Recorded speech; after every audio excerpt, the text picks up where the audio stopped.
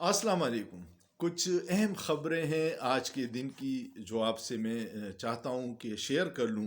पहली ख़बर तो यह है कि 2-3 दिन पहले आपने सुना होगा कि उड़ान पाकिस्तान मंसूबे का इफ्तिताह किया गया। मीडिया पे बड़ी धूमधाम से उसकी मुहिम चलाई गई और उसके रूह रवां इसाक डार और एहसन इकबाल है, और ये कोई 2035 तक पाकिस्तान की मीशत को बहुत बड़ी मीशत बनाने का प्लान है।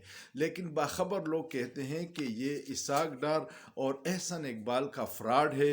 वो वज़ीर ख़जाना औरंगज़ेब साहब के पर काटने की कोशिशें हैं। एहसन इकबाल हमेशा कभी 2045 का विज़न देते हैं, कि कभी 2050 का विज़न देते हैं। मौजूदा हालात अजाब में गुजर रहे होते हैं और वो 25-30 साल बाद का मंसूबा बना लेते हैं, जिस पे कभी अमल नहीं होता क्योंकि उनकी पॉलिसियाँ गलत हैं। और उसका इजहार इससे हो रहा है कि IT वजारत ख़जाना ने टारगेट मुकर्रर किया है हुकूमत ने, कि हम IT को $5 अरब एक्सपोर्ट बढ़ाना चाहते हैं, जबकि दूसरी तरफ इंटरनेट की बंदिशें और सोशल मीडिया को कंट्रोल करने के लिए 38 अरब की फायरवॉल लगा दी है। एक तरफ एक्सपोर्ट बढ़ाने की बातें हैं, दूसरी तरफ बंदिशें हैं, तो इसमें बिजनेस कहाँ से आएगा। दूसरी एक खबर जो बहुत अहम है, एक ये है कि ट्विटर एक दिन के लिए खोल लिया था और आज फिर VPN के बगैर ट्विटर नहीं खुल रहा। तो मजाक हो रहा है पाकिस्तान में इंटरनेट सोशल मीडिया साइट्स पे, और ये नए दौर के तकाज़ों में इसके बगैर चलना दुनिया के साथ नामुमकिन है।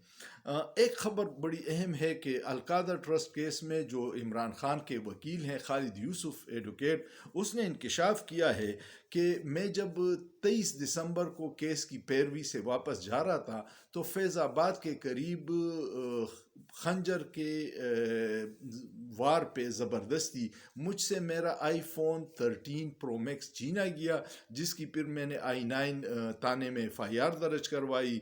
और फिर मैंने iCloud माई फाइंड उस पर वो जो कोई फीचर होगा वो ऑन किया, जिससे पता चलता है कि कहीं पे भी वो ऑन हो जाए उसका मोबाइल तो पता चलता है। तो फिर अब मुझे एप्पल कंपनी की तरफ से कॉल आई है और उन्होंने बताया कि आपका फ़ोन हिंदुस्तान के रियासत छत्तीसगढ़ के आंध्र प्रदेश और मध्य प्रदेश के इलाके के दरमियान में ऑन हुआ है।